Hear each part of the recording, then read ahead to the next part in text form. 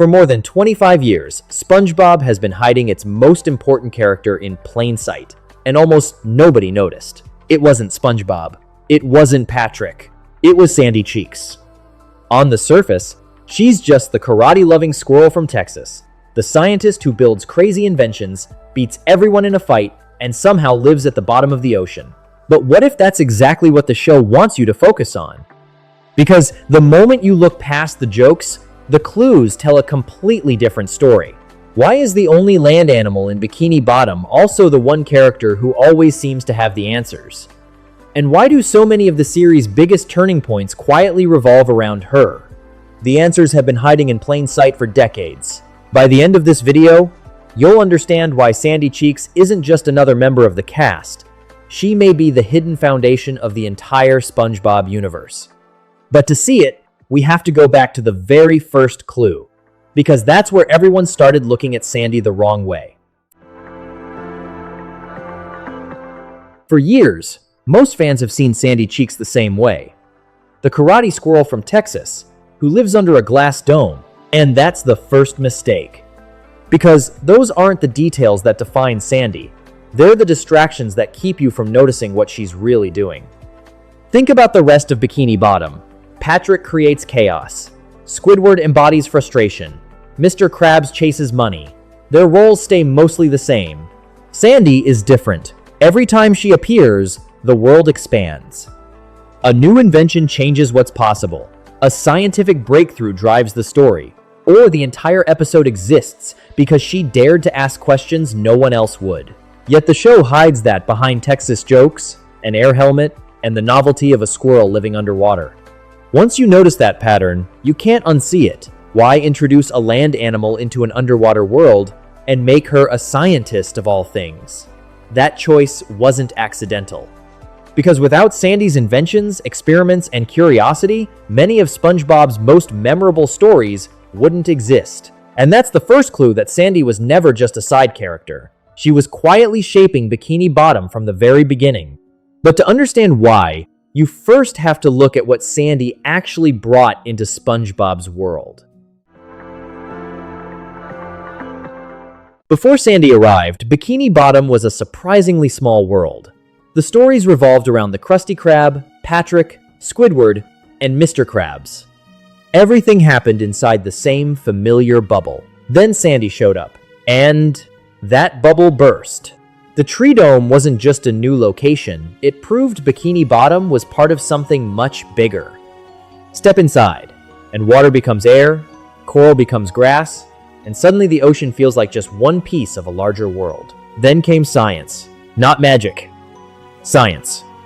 In Sandy's rocket, the real story isn't the rocket, it's Sandy's curiosity. While everyone else's content exploring Bikini Bottom, she's wondering what's beyond it. And that's what makes her different. Sandy doesn't just solve problems, she expands what's possible. You see it in Survival of the Idiots, where the surface world literally changes how SpongeBob and Patrick survive. In Chimps Ahoy, her primate sponsors reveal she's connected to an entire scientific community on land. And in Whatever Happened to SpongeBob, while everyone else panics, Sandy approaches the mystery like a scientist. By then, one thing is clear. Sandy didn't just add new inventions or locations, she gave SpongeBob a much bigger universe to explore. But somehow, that still wasn't her biggest contribution.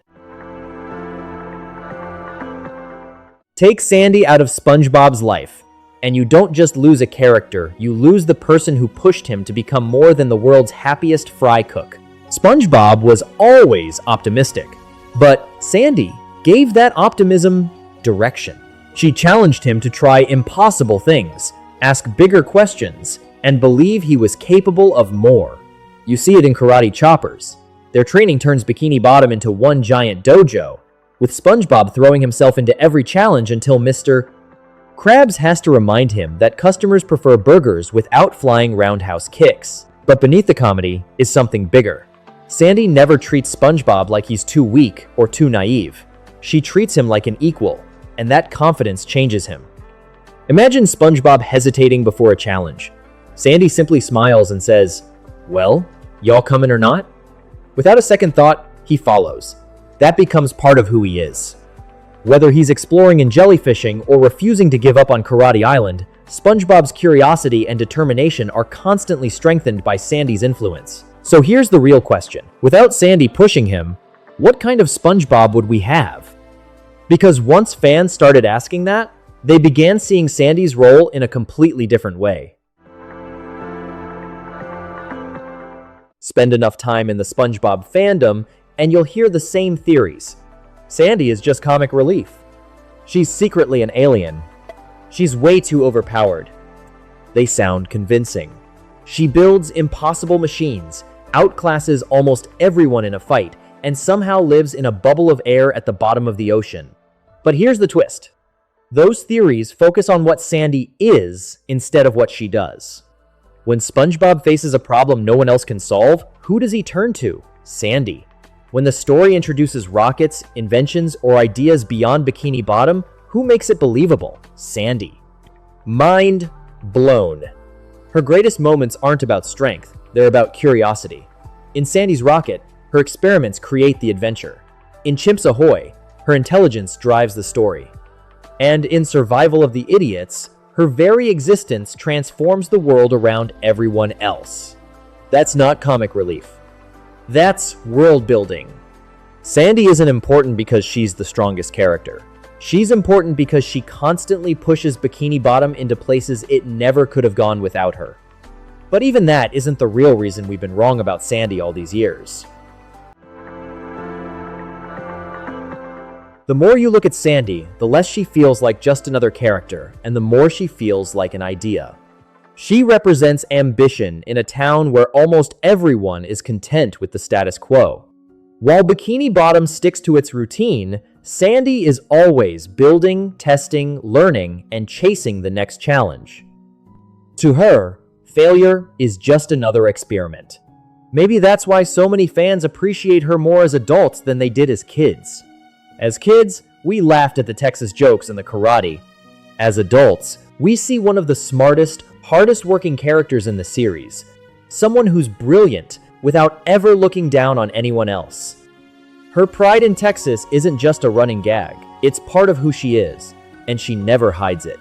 Instead, Bikini Bottom learns to embrace it. She's also one of animation's strongest female characters, not because the show tells us she is, but because she earns everyone's respect through her curiosity, resilience, and kindness. Meanwhile, Patrick's still asking, "Can I eat the invention?" Some things never change. Looking back, it's hard not to notice how many of SpongeBob's biggest moments trace back to Sandy. Then I rewatched one episode, and everything suddenly clicked. Go back to the question we started with. Why were we wrong about Sandy Cheeks? Because we judged her by the jokes instead of her impact. The Texas accent, the karate, the air helmet, and the tree dome made her memorable, but they were never what made her essential. Think about it. Remove Sandy from SpongeBob. The tree dome disappears. The connection to the surface world is gone. The inventions, experiments, and scientific discoveries vanish. And SpongeBob loses the friend who constantly pushed him to be braver, more curious, and more confident. The show still works, but it stops growing. That's what made Sandy different.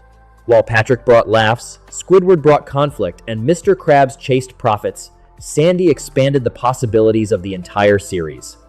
Whenever the writers wanted Bikini Bottom to feel bigger, smarter, or more adventurous, she was usually at the center of it. Maybe that's why we appreciate her more with every rewatch. As kids, we saw the squirrel. As adults, we see the architect. So maybe Sandy was never just a side character. She was one of the pillars holding Bikini Bottom together all along. Now I want to hear from you. Who's the real MVP of Bikini Bottom? Is it still SpongeBob? Or has Sandy Cheeks been carrying more of the series than we ever realized?